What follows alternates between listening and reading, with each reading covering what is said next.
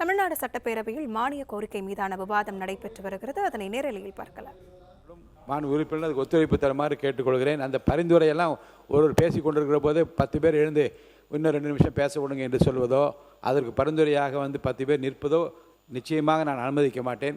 குறிப்பிட்ட நேரத்துக்குள்ள வாக்களிக்காதவர் வருத்தப்படக்கூடியவைகளே என்னுடைய ஆட்சி இருக்கும் என்று சொன்ன முதலமைச்சர் அவர்கள் அந்த கோட்பாட்டின் அடிப்படையிலே அனைத்து குடும்பங்களும் பயன்பெறும் வகையிலே பல்வேறு திட்டங்களை நிறைவேற்றி எங்களை வழிநடத்தி கொண்டிருக்கின்ற எங்களுடைய கழகத்தின் தலைவர் மரியாதைக்குரிய அண்ணன் முத்துவேல் கருணாநிதி ஸ்டாலின் அவர்களுக்கு எனது நன்றி இந்த நேரத்திலே தெரிவிக்க கடமைப்பட்டிருக்கிறேன்.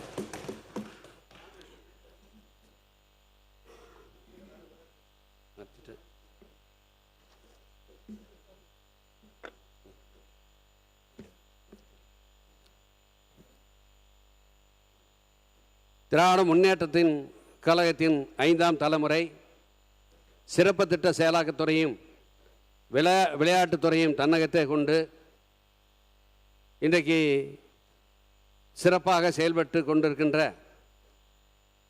வருங்கால தமிழகத்தின் நம்பிக்கை நட்சத்திரம் எங்களுடைய இளம் தலைவர் சட்டமன்ற எதிர்க்கட்சி தலைவர் மாண்புமிகு அன்பு இளவல் உதயநிதி ஸ்டாலின் அவர்களுக்கும் எனது நன்றி இந்த நேரத்தில் தெரிவித்துக் கொண்டு சட்டமன்ற எதிர்க்கட்சி துணைத் தலைவர் மாண்புமிகு அண்ணன் KN நேரு அவர்களுக்கும் மேனாள் ஊரக வளர்ச்சித்துறை அமைச்சர் ஆத்தூர் சட்டமன்ற உறுப்பினர் மரியாதைக்குரிய அண்ணன் பெரியசாமி அவர்களுக்கும் சட்டமன்ற எதிர்க்கட்சி கொறடா மாண்புமிகு அண்ணன் ஏவா வேலு அவர்களுக்கும் அதேபோல் இந்த அவையில் விட்டிருக்கின்ற அனைத்து கட்சி தலைவர்களுக்கும் அனைத்து மாமன்ற உறுப்பினருக்கும் என் அன்பு கலந்த வணக்கத்தை இந்த நேரத்தில் தெரிவித்துக் கொள்கிறேன். 1996ஆம் ஆண்டிலிருந்து 2026ஆம் ஆண்டு வரை ஒட்டத்தம் தொகுதியிலே 7 முறை போட்டியிட்டு 7 முறையும் தொடர்ந்து என்னை வெற்றி பெற செய்த எனது ஒட்டந்தரம் தொகுதியின் உயிருக்கு உரையான வாக்காளர் பெருமக்களுக்கு எனது கோடான கோடி நன்றியை இந்த நேரத்திலே தெரிவிக்க கடமைப்பட்டிருக்கிறேன்.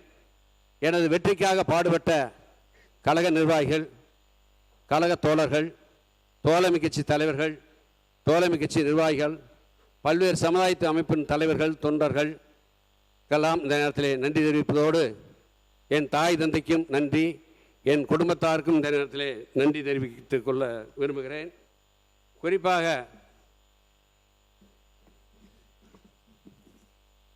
இந்த மானிய கோரிக்கையிலே பேசுவதற்கு வாய்ப்பளித்த மாண்புமிகு பேரவைத் தலைவர் அவர்களுக்கும் எனது இந்த நேரத்திலே நன்றி தெரிவிக்க கடமைப்பட்டிருக்கிறேன்.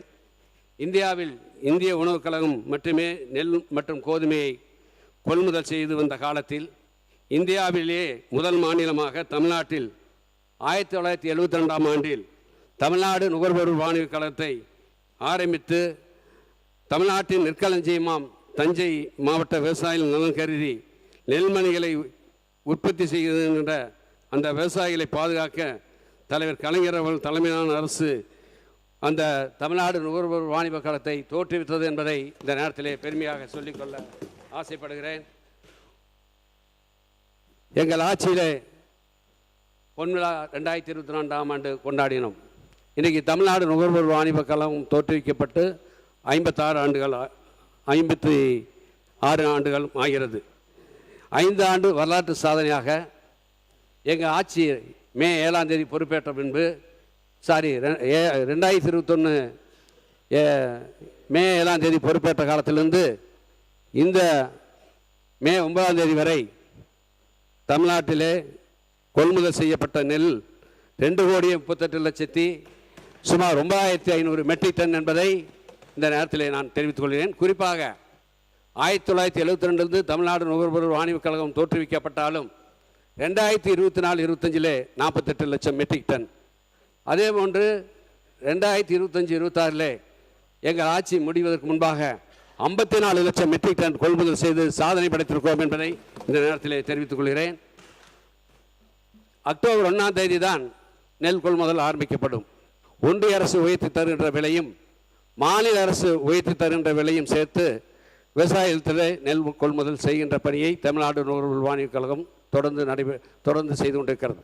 எங்களுடைய முதலமைச்சர் அண்ணன் தளபதி அவர்கள் ஒன்றிய பிரதம மந்திரி மாண்புமிகு பிரதம மந்திரி அவர்களுக்கு கடிதம் எழுதி அந்த அக்டோபர் 1ஆம் தேதி என்பதை செப்டம்பர் 1ஆம் தேதியே ஒன்றிய அரசு உயர்த்தப்படுகின்ற விலையும் மாநில அரசு உயர்த்தி தருகின்ற ஊக்கத்தொகையும் சேர்த்து கொள்முதல் செய்வதற்கு அனுமதி தர வேண்டும். ஏனென்றால் பருவகாலம் அக்டோபர் மாதத்திலே ஆரம்பிக்கிறது. வடகிழக்கு பருவமழை, விவசாயிகள் உற்பத்தி செய்கின்ற நெல் மழையில் நனைந்துவிடும் என்பதை உணர்ந்து கடிதம் எழுதி அதற்கு அனுமதி வாங்கிய காரணத்தால் இன்றைக்கு கடந்த 3 ஆண்டுகளாக செப்டம்பர் 1ஆம் தேதி முதல் அந்த நெல் கொள்முதல் பணியை தமிழ்நாடு நுகர்வோர் வாணிபக் கழகம் தொடர்ந்து நடத்தி கொண்டிருக்கிறது என்பதை இந்த நேரத்தில் நான் தெரிவித்துக் கொள்ள ஆசைப்படுகிறேன்.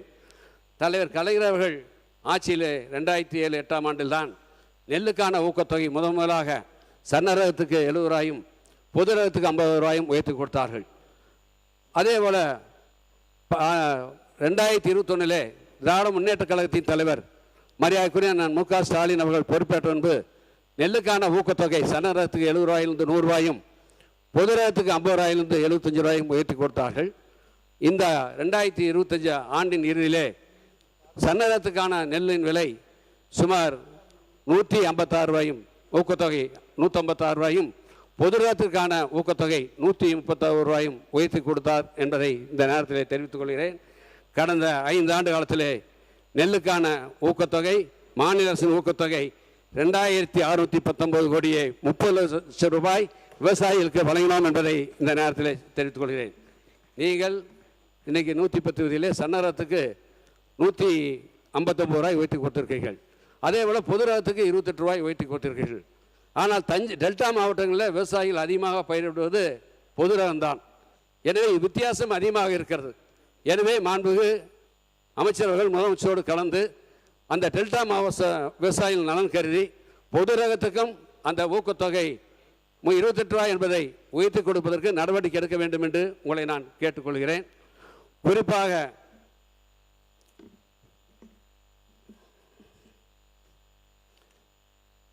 திராவிட முன்னேற்ற கழக ஆட்சியில்தான் சிறுதானியத்தை ஊக்குவிக்க வேண்டும் என்ற எண்ணத்திலே தருமபுரி நீலகிரி மாவட்டத்திலே அரிசிக்கு பதிலாக 2 கிலோ கேழ்வரகை நாங்கள் வழங்கினோம். குறிப்பாக தமிழ்நாடு நுகர்வோர் வாணிபக் கழகத்தின் சார்பாக தருமபுரி, கிருஷ்ணகிரி, சேலம், ஈரோடு மாவட்டங்களிலே விவசாயிகள் உற்பத்தி செய்கின்ற கேழ்வரகை 48 ரூபா 86 பைசாவுக்கு இன்றைக்கி விலைக்கு தமிழ்நாடு நுகர்வோர் வாணிபக் கழகத்தால் வாங்கி கொண்டிருக்கிறோம். தமிழ்நாடு தலைமையிடத்தில் இன்றைக்கி விவசாயிகள் தருகின்ற புகார்களை ஆலோசனையும் தெரிவிக்க 6 இணைப்புகள் கொண்ட ஒரு கட்டணமில்லா தொலைபேசி துவக்கி வைக்கப்பட்டுள்ளது எங்களுடைய ஆட்சி காலத்தில்.